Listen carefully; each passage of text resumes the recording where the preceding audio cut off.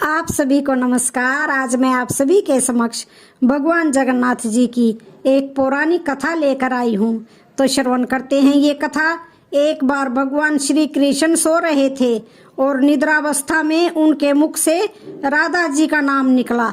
पटरानियों को लगा कि वे सब प्रभु की इतनी सेवा करती हैं, परंतु प्रभु को सबसे ज्यादा राधा जी का ही स्मरण रहता है। रुक्मिणी जी एवं अन्य रानियों ने रोहिणी जी से राधा रानी व श्री कृष्ण के प्रेम व ब्रज लीलाओं का वर्णन करने की प्रार्थना की। रोहिणी जी ने कथा सुनाने की हामी तो भर दी, लेकिन यह भी कहा कि श्री कृष्ण व बलराम को इनकी भनक नहीं होनी चाहिए। तय हुआ कि सभी रानियों को रोहिणी जी एक गुप्त स्थान पर कथा सुनाएंगी, वहां कोई और न आए। इसके लिए सुभद्रा जी को पहरा देने के लिए मना लिया गया। सुभद्रा जी को आदेश हुआ कि स्वयं श्री कृष्ण या बलराम भी आए तो उन्हें भी अंदर नहीं आने देना। माता ने कथा सुनानी आरंभ की। सुभद्रा द्वार पर तैनात थी। थोड़ी देर में श्री कृष्ण एवं बलराम वहां पहुंच गए। सुभद्रा ने अंदर आने जाने से रोक दिया। इससे भगवान श्री कृष्ण को कुछ संदेह हुआ। वह बाहर से ही अपनी सूक्ष्म शक्ति द्वारा अंदर की माता द्वारा वर्णित ब्रज लीलाओं को आनंद लेकर सुनने लगे। बलराम जी भी कथा का आनंद लेने लगे। कथा सुनते सुनते श्री कृष्ण बलराम व सुभद्रा के हृदय में ब्रज के प्रति अद्भुत प्रेम भाव उत्पन्न हुआ।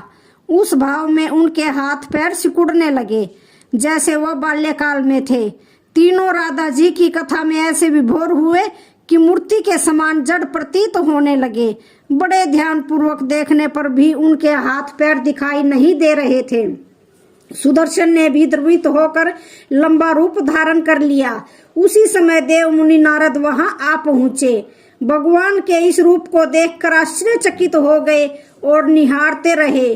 कुछ समय बाद जब तंद्रा भंग हुई तो नारद जी ने प्रणाम करके भगवान श्री कृष्ण से कहा, हे प्रभु, मेरी इच्छा है कि मैंने आज जो रूप देखा है वह रूप आपके भक्त जनों को पृथ्वी लोक पर चिरकाल तक देखने को मिले। आप इस रूप में पृथ्वी पर वास करें। भगवान श्री कृष्ण नारद जी की बात से प्रसन्न हुए और उन्होंने कहा कि ऐसा ही होगा। कलिकाल में मैं इसी रूप में नीलांचल क्षेत्र में अपना स्वरूप प्रकट करूंगा।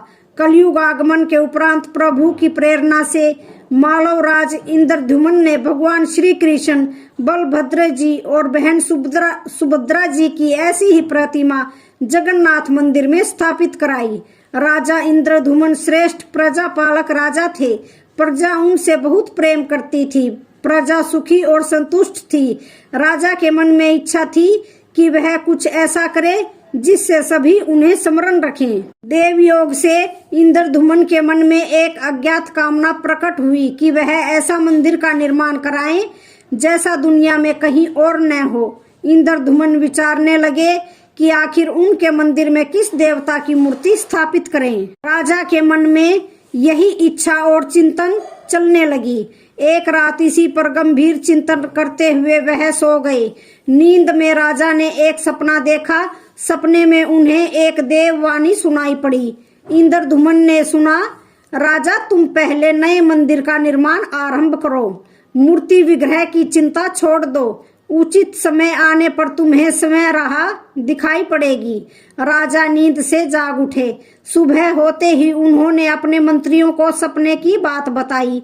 राजा पुरोहित के सुझाव पर शुभ मुहूर्त में पूर्वी समुद्र तट पर एक विशाल मंदिर के निर्माण का निश्चय हुआ। वैदिक मंत्र उच्चार के साथ मंदिर निर्माण का श्री गणेश हुआ। राजा इंद्रद्युम्न के मंदिर बनवाने की सूचना शिल्पियों और कारीगरों को हुई। इसमें सभी ने इसमें योगदान दिया। दिन रात मंदिर के निर्माण में जुट गए। कुछ ही वर्षों में मंदिर बनकर तैयार हुआ। सागर तट पर एक विशाल मंदिर का निर्माण तो हो गया, परंतु मंदिर के भीतर भगवान की मूर्ति की समस्या जस की तस थी। राजा फिर से चिंतित होने लगे।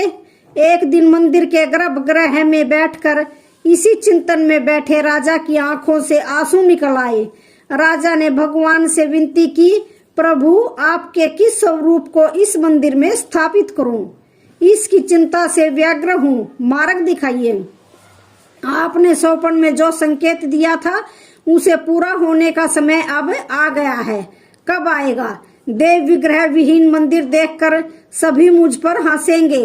राजा की आंखों से आंसू झर रहे थे और वह प्रभु से प्रार्थना करते जा रहे थे, प्रभु आपके आशीर्वाद से मेरा बड़ा सम्मान है।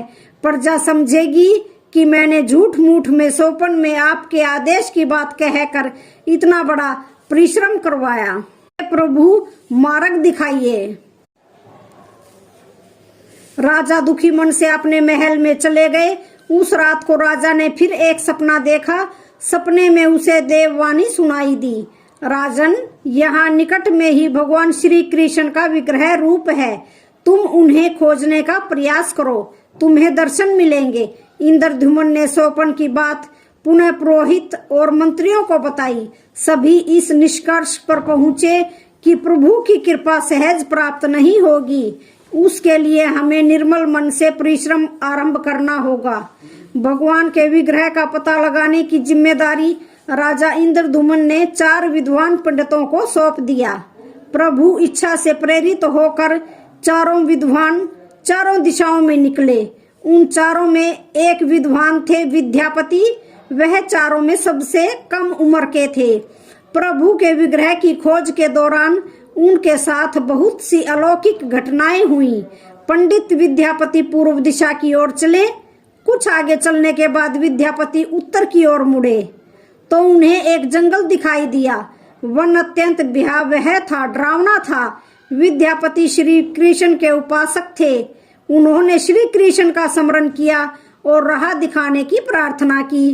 भगवान श्री कृष्ण की प्रेरणा से उन्हें रास्ता दिखने लगा।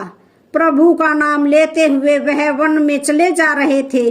जंगल के बीच में उन्हें एक पर्वत दिखाई दिया। पर्वत के वृक्षों से संगीत की ध्वनि सासुर में संगीत सुनाई पड़ रहा था। विद्यापति संगीत के जानकार थे। उन्हें वहां मृदंग, बंसी और करताल की मिश्रित ध्वनि सुनाई दे रही थी। यह संगीत उन्हें दिव्य लगा। संगीत की लहरियों को खोजते विद्यापति आगे बढ़े। वह जल्दी ही पहाड़ी की चोटी पर पहुंच गए। पहाड़ के दूसरी ओर उन्हें एक सुंदर घाटी दिखी जहां भील नृत्य कर रहे थे। विद्यापति उस दृश्य को देखकर मंत्र मुग्ध हो गए। सफर के कारण थक चुके थे, पर संगीत से थकान मिट गई और उन्हें नींद आने लगी। अचानक एक बाघ की गर्जना सुनकर विद्यापति घबरा उठे। बाघ उनकी ओर दौड़ता आ रहा था। बाघ को देखकर विद्यापति घबरा गए और बेहोश होकर वहीं गिर पड़े। बाघ विद्यापति पर आक्रमण करने ही वाला था कि तभी एक स्त्री ने बाघ को पुकारा, बाघा। उस आवाज को सुनकर बाघ मौन खड़ा हो गया। स्त्री ने उसे लौटने का आदेश दिया तो बाघ लौट पड़ा। बाघ उस स्त्री के पैरों के पास ऐसे लौटने लगा जैसे कोई बिल्ली पुचकार सुनकर खेलने लगती है। युवती बाघ की पीठ को प्यार से थपथपाने लगी और बाघ स्नेह से लौटता रहा। वह स्त्री वहां मौजूद स्त्रियों में सबसे अधिक सुंदर थी। वह भीलों के राजा विश्वावसु की इकलौती पुत्री ललिता थी। ललिता ने अपनी सेविकाओं को अचेत विद्यापति की देखभाल के लिए भेजा। सेविकाओं ने झरने से जल लेकर विद्यापति पर छिड़का। कुछ देर बाद विद्यापति की चेतना लौटी। उन्हें जल पिलाया गया। विद्यापति यह सब देखकर कुछ आश्चर्य में थे। ललिता विद्यापति के पास आई और पूछा, आप कौन हैं और इस भयानक जानवरों से भरे हुए इस वन में आप यहाँ कैसे आ गए? आपके आने का प्रयोजन बताइए ताकि मैं आपकी सहायता कर सकूं।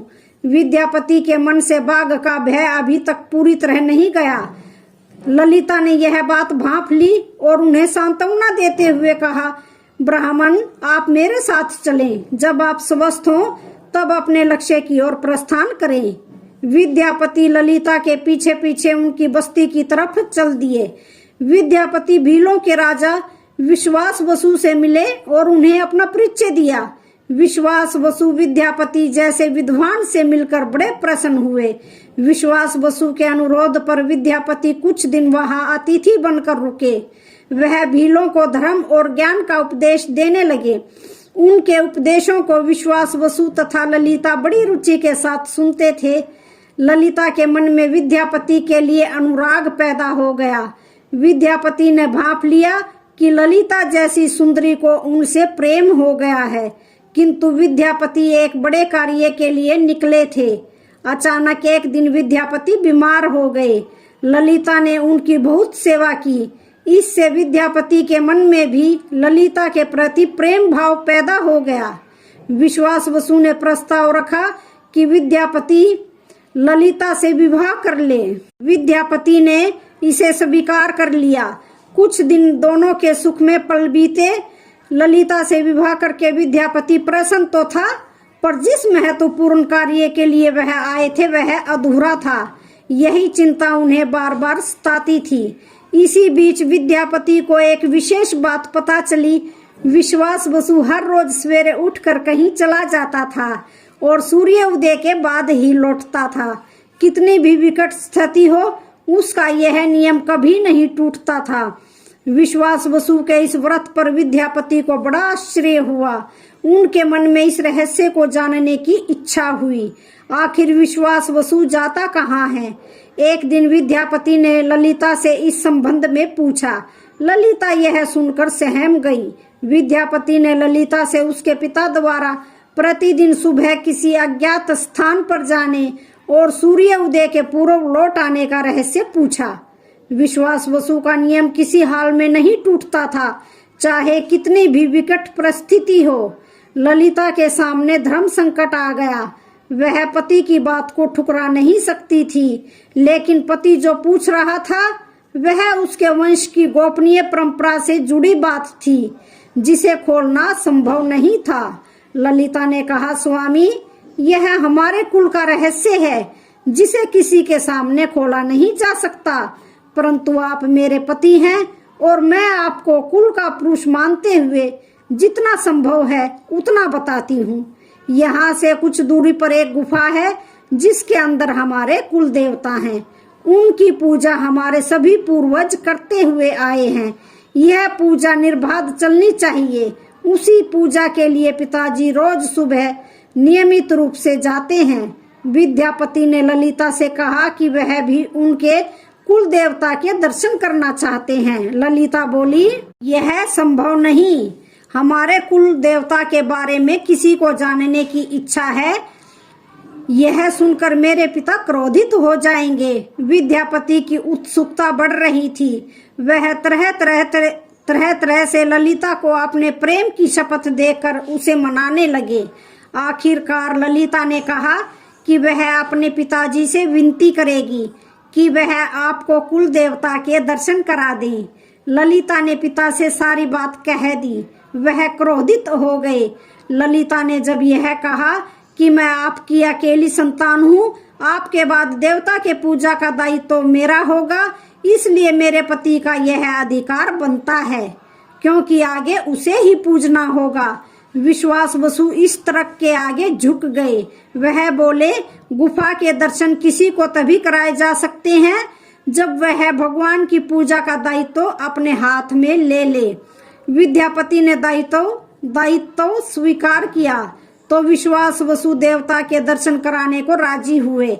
दूसरे दिन सूर्य उदय से पूर्व विद्यापति की आंखों पर पट्टी बांधकर विश्वास बसु उनका दाहिना हाथ पकड़कर गुफा की तरफ निकले। विद्यापति ने मुट्ठी में सरसों रख लिया था, जिसे रास्ते में छोड़ते हुए गए। गुफा के पास पहुंचकर विश्वास बसु रुके और गुफा के पास पहुंच गए। विश्वास बसु ने विद्यापति के आंखों की काली पट्टी खोल दी। उस गुफा में नीले रंग का प्रकाश चमक उठा। हाथों में मुरली लिए भगवान श्री कृष्ण का रूप विद्यापति को दिखाई दिया। विद्यापति आनंद मगन हो गए। उन्होंने भगवान के दर्शन किए। दर्शन के बाद तो जैसे विद्यापति जाना ही नहीं चाहते थे, पर विश्वास बसु ने लौटने का आदेश दिया। फिर उनकी आंखों पर पट्टी बांधी और दोनों लौट पड़े। लौटने पर ललिता ने विद्यापति से पूछा। विद्यापति ने गुफा में दिखे अलौकिक दृश्य के बारे में पत्नी को बताना भी उसने उचित नहीं समझा। वह टाल गए। यह तो जानकारी हो चुकी थी कि विश्वास बसु श्री कृष्ण की मूर्ति की पूजा करते हैं। विद्यापति को आभास हो गया कि महाराज ने सोपन में जिस प्रभु विग्रह के बारे में देववाणी सुनी थी वह इसी मूर्ति के बारे में थी। विद्यापति विचार करने लगे कि किसी तरह इसी मूर्ति को लेकर राजधानी पहुंचना होगा। वह एक तरफ तो गुफा से मूर्ति को लेकर जाने की सोच रहे थे, दूसरी तरफ भीलराज और पत्नी के साथ विश्वासघात के विचार से उनका मन बहुत दुखी हो रहा था। विद्यापति धर्म अधर्म के बारे में सोचते रहे। फिर विचार आया कि यदि विश्वास बसु ने सचमुच उस पर विश्वास किया होता तो आंखों पर पट्टी बांधकर गुफा तक नहीं ले जाता, इसलिए उसके साथ विश्वासघात का प्रश्न ही नहीं उठता। उसने गुफा से मूर्ति चुराने का मन बना लिया। विद्यापति ने ललिता से कहा कि वह अपने माता पिता के दर्शन करने के लिए जाना चाहता है, वे उसे लेकर परेशान होंगे। ललिता भी साथ चलने को तैयार हुई तो विद्यापति ने यह कहकर समझा लिया कि वह शीघ्र ही लौटेगा तो उसे लेकर जाएगा। ललिता मान गई। विश्वास बसु ने उसके लिए घोड़े का प्रबंध किया। अब तक सरसों के दाने से पौधे निकल आए थे। उनको देखता विद्यापति गुफा तक पहुंच गया। उसने भगवान की स्तुति की और क्षमा प्रार्थना के बाद उनकी मूर्ति उठाकर झोले में रख ली। शाम तक वह राजधानी पहुंच गया और सीधा राजा के पास गया। उसने दिव्य प्रतिमा राजा को सौंप दी और पूरी कहानी सुनाई। राजा ने बताया कि उसने कल एक सपना देखा कि सुबह सागर में एक कुंदा बह कर आएगा। उस कुंदे की नक्काशी करवाकर भगवान की मूर्ति बनवा लेना, जिसका अंश तुम्हें प्राप्त होने वाला है। वह भगवान श्री विष्णु का स्वरूप होगा। तुम जिस मूर्ति को लाए हो वह भी भगवान विष्णु का अंश है। दोनों आश्वस्त थे कि उनकी तलाश पूरी हो गई है। राजा ने कहा कि जब भगवान द्वारा भेजी लकड़ी से हम इस प्रतिमा का बड़ा स्वरूप बनवा लेंगे तब तुम अपने ससुर से मिलकर उन्हें मूर्ति वापस कर देना। उनके कुल देवता का इतना बड़ा विग्रह एक भव्य मंदिर में स्थापित देखकर उन्हें बड़ी खुशी होगी। दूसरे दिन सूर्य उदय से पूर्व राजा विद्यापति तथा मंत्रियों को लेकर सागर तट पर पहुंचा। सोपन के अनुसार एक बड़ा कुंदा पानी में बहकर आ रहा था। सभी उसे देखकर प्रसन्न हुए। 10 नावों पर बैठकर राजा के सेवक उस कुंदे को खींचने लगे। मोटी मोटी रस्सियों से कुंदे को बांधकर खींचा जाने लगा, लेकिन कुंदा टस से मस नहीं हुआ। और लोग भेजे गए, लेकिन सैकड़ों लोग और नावों का प्रयोग करके भी कुंदे को हिलाया तक नहीं जा सका। राजा का मन उदास हो गया। सेनापति ने एक लंबी सेना कुंदे को खींचने के लिए भेज दी। सारे सागर में ही सैनिक नजर आने लगे, लेकिन सभी मिलकर कुंदे को अपने स्थान से हिला तक भी नहीं सके। सुबह से रात हो गई। अचानक राजा ने काम रोकने का आदेश दिया। उसने विद्यापति को अकेले में ले जाकर कहा कि वह समस्या का कारण जान गया है। राजा के चेहरे पर संतोष के भाव थे। राजा ने विद्यापति को गोपनीय रूप से कहीं चलने की बात कही। राजा इंद्रद्युम्न ने कहा कि अब भगवान का विग्रह बन जाएगा, बस एक काम करना होगा। भगवान श्री कृष्ण ने राजा को ऐसा क्या संकेत दे दिया था कि उसकी सारी परेशानी समाप्त हो गई। राजा इंद्रद्युम्न को भगवान की प्रेरणा से समझ में आने लगा कि आखिर प्रभु के विग्रह के लिए जो लकड़ी का कुंदा पानी में बह कर आया है वह हिल डुल भी क्यों नहीं रहा। राजा ने विद्यापति को बुलाया और कहा, तुम जिस दिव्य मूर्ति को अपने साथ लाए हो उसकी अब तक जो पूजा करता आया था उससे तुरंत भेंट करके क्षमा मांगनी होगी। बिना उसके स्पर्श किए यह कुंदा आगे नहीं बढ़ सकेगा। राजा इंद्रद्युम्न और विद्यापति विश्वास बसु से मिलने पहुंचे। राजा ने पर्वत की चोटी से जंगल को देखा तो उसकी सुंदरता को देखता ही रह गया। दोनों भीलों की बस्ती की ओर चुपचाप चलते रहे। इधर विश्वास बसु अपने नियमित दिनचर्या के हिसाब से गुफा में अपने कुल देवता की पूजा के लिए चले। वहां प्रभु की मूर्तियां गायब देखी तो वह समझ गए कि उनके दामाद ने ही यह छल किया है। विश्वास बसु लौटे और ललिता को सारी बात सुना दी। विश्वास बसु पीड़ा से भरा घर के आंगन में पछाड़ खाकर गिर गए। ललिता अपने पति द्वारा किए विश्वासघात से दुखी थी और स्वयं को इसका कारण मान रही थी। पिता पुत्री दिन भर विलाप करते रहे। उन दोनों ने अन्न का एक दाना भी नहीं छुआ। अगली सुबह विश्वास बसु उठे और सदा की तरह अपनी दिनचर्या का पालन करते हुए गुफा की तरफ बढ़ निकले। वह जानते थे कि प्रभु का विग्रह वहां नहीं है, फिर भी उनके पैर गुफा की ओर खींचे चले जाते थे। विश्वास बसु के पीछे ललिता और रिश्तेदार भी चले। विश्वास बसु गुफा के भीतर पहुंचे जहां भगवान की मूर्ति होती थी।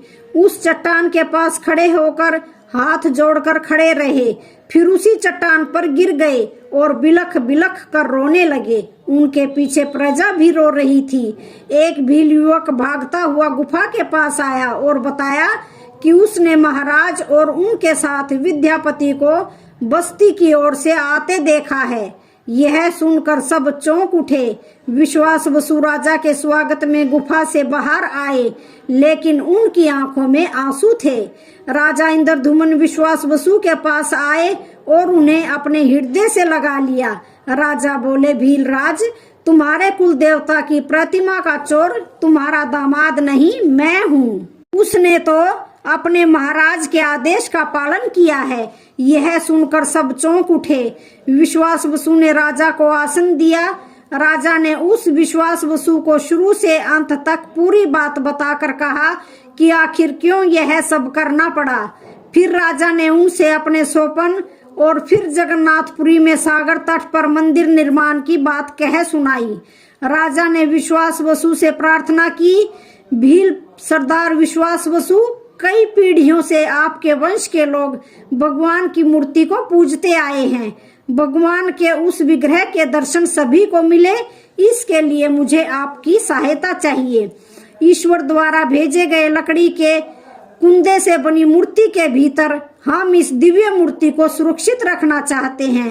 अपने कुल की प्रतिमा को पुरी के मंदिर में स्थापित करने की अनुमति दो। उस कुंदे को तुम स्पर्श करोगे तभी वह हिलेगा। विश्वास बसु राजी हो गए। राजा सपरिवार विश्वास बसु को लेकर सागर तट पर पहुंचे। विश्वास बसु ने कुंदे को छुआ। छूते ही कुंदा अपने आप तैरता हुआ किनारे पर आ लगा। राजा के सेवकों ने उस कुंदे को राजमहल में पहुंचा दिया।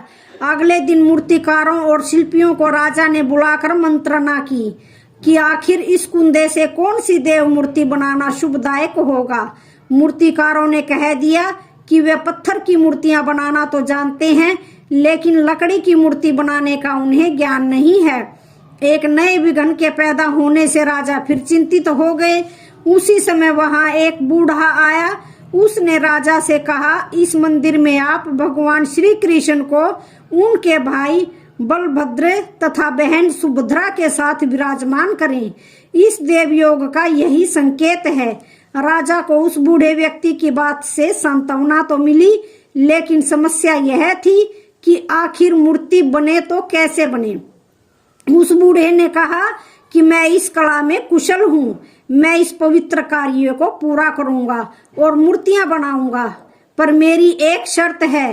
राजा प्रसन्न हो गए और उनकी शर्त पूछी। बूढ़े शिल्पी ने कहा, मैं भगवान की मूर्ति निर्माण का काम एकांत में करूंगा।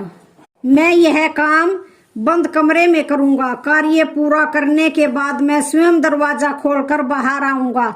इस बीच कोई मुझे नहीं बुलाए। राजा सहमत तो थे, लेकिन उन्हें एक चिंता हुई और बोले, यदि कोई आपके पास नहीं आएगा तो ऐसी हालत में आपके खाने पीने की व्यवस्था कैसे होगी। शिल्पी ने कहा, जब तक मेरा काम पूर्ण नहीं होता मैं कुछ खाता पीता नहीं हूँ। राज मंदिर के एक विशाल कक्ष में उस बूढ़े शिल्पी ने स्वयं को 21 दिनों के लिए बंद कर लिया और काम शुरू कर दिया। भीतर से आवाजें आती थी। महारानी गुंडीचा देवी दरवाजे से कान लगाकर अक्सर छेनी हथौड़े के चलने की आवाजें सुना करती थी। महारानी रोज की तरह कमरे के दरवाजे से कान लगाए खड़ी थी, 15 दिन बीते थे कि उन्हें कमरे से आवाज सुनाई पड़नी बंद हो गई। जब मूर्तिकार के काम करने की कोई आवाज न मिली तो रानी चिंतित हो गई। उन्हें लगा कि वृद्ध आदमी है, खाता पीता भी नहीं, कहीं उसके साथ कुछ अनिष्ट न हो गया हो। व्याकुल होकर रानी ने दरवाजे को धक्का देकर खोला और भीतर झांक कर देखा। महारानी गुंडीचा देवी ने इस तरह मूर्तिकार को दिया हुआ वचन भंग कर दिया था। मूर्तिकार अभी मूर्तियां बना रहा था, परंतु रानी को देखते ही वह अदृश्य हो गए। मूर्ति निर्माण का कार्य अभी तक पूरा नहीं हुआ था, हाथ पैर का निर्माण पूरा नहीं हुआ था। वृद्ध शिल्पकार के रूप में स्वयं देवताओं के शिल्पी भगवान विश्वकर्मा आए थे। उनके अदृश्य होते ही मूर्तियां अधूरी ही रह गई। इसी कारण आज भी यह मूर्तियां वैसी ही हैं। उन प्रतिमाओं को ही मंदिर में स्थापित कराया गया। कहते हैं विश्वास वसु संभवतः उस जरा बहेलिए का वंशज था जिसने अनजाने में भगवान कृष्ण की हत्या कर दी थी। विश्वास वसु शायद कृष्ण के पवित्र अवशेषों की पूजा करता था। ये अवशेष मूर्तियों में छिपा कर रखे गए थे। विद्यापति और ललिता के वंशज जिन्हें दैत्यपति कहते हैं, उनका परिवार ही यहाँ अब तक पूजा करता है। तो